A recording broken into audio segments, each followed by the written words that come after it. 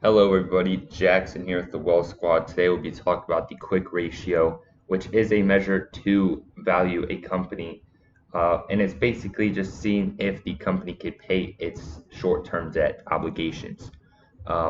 Basically, we measure the cash versus the liabilities of what the company has that will have to be paid soon. And we put it into a number. Over one is good. Under one means they cannot they don't have enough money to pay those current liabilities. Above one means they do, and one, of course, means they do. But the higher, the better. But all you need is one. That's the minimum of what you try to aim for. And current ratio is basically that, just a little more chill. And instead of current liabilities, instead of current assets, you're talking on the longer time frame. So we're going to use 3M as an example. This is a stock I published in my latest video or video Wednesday on the best stocks to buy now. This is a very cheap stock that I do like. You can see 11 PE ratio, and it's been around for hundred of years. So, and at a very low price of $130. So we're gonna look more into this. How we calculate the quick ratio is simple. We don't want to entirely base it off of this because we'd like to understand the numbers behind the ratio. Sure, the ratio is good, that's the end result, but understanding the numbers behind it is 5 times better. So let's look into that. How I do this is go to Yahoo Finance and I look up 3M, and then you'll have an option to click on financials and then balance sheet, and I'm doing quarterly because that is how FinViz, which is this site, that's how they calculate the quick ratio. So that's how I'm going to calculate it here. So let me pull up the calculator over here, and I'll give you real-time analysis of what I'm going through and how I'm calculating this. What we are using is total current assets right here. So we're going to use this number. We're going to use total inventories, this number, and then current liabilities. So let me bring this over here. All right, so what the quick ratio is made of is total current assets, 14.452, right? This is in thousands, so this would be, this would be 1,000, million, billion, so 14 billion. 14 billion in total current assets, and then you subtract the current assets by the inventory. So we're going to do that, and then you divide that big number over current assets. So we're going to show you here. We're going to do 14. I'll just do this for simple purposes. 452. All right, and then subtract 5290.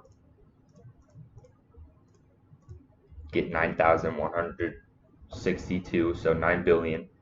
And then divide over current liabilities. So divide this by 9152, and you get 1. And that's essentially how FinViz got this number as well, 1 quick ratio.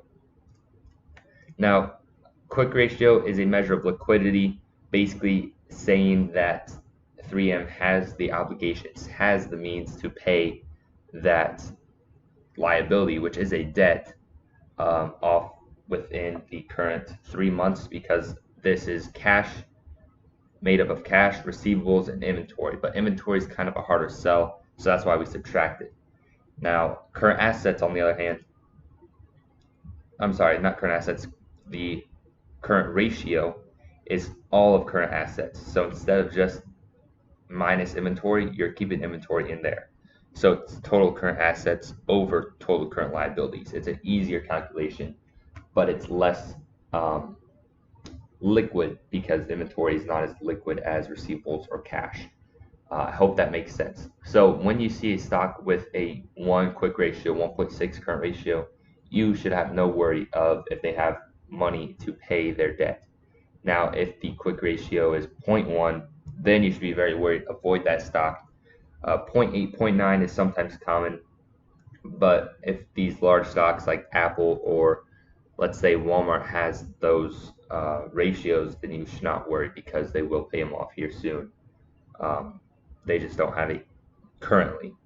But current ratio should always be over 1. That's the ratio that should be larger than the quick ratio. And it's these two right here. Just talk about liquidity and if the company in question has enough money to pay its current debt. Of course, with companies like AT&T, for example, we know that a lot of their wealth is in debt. I read somewhere that it's a quarter of every dollar of net income goes to interest payments on their debt because they just bought so much stuff lately. And you can see 0.9 current ratio. See 0.9 quick ratio. Finviz doesn't label it as red because it's not too worrisome.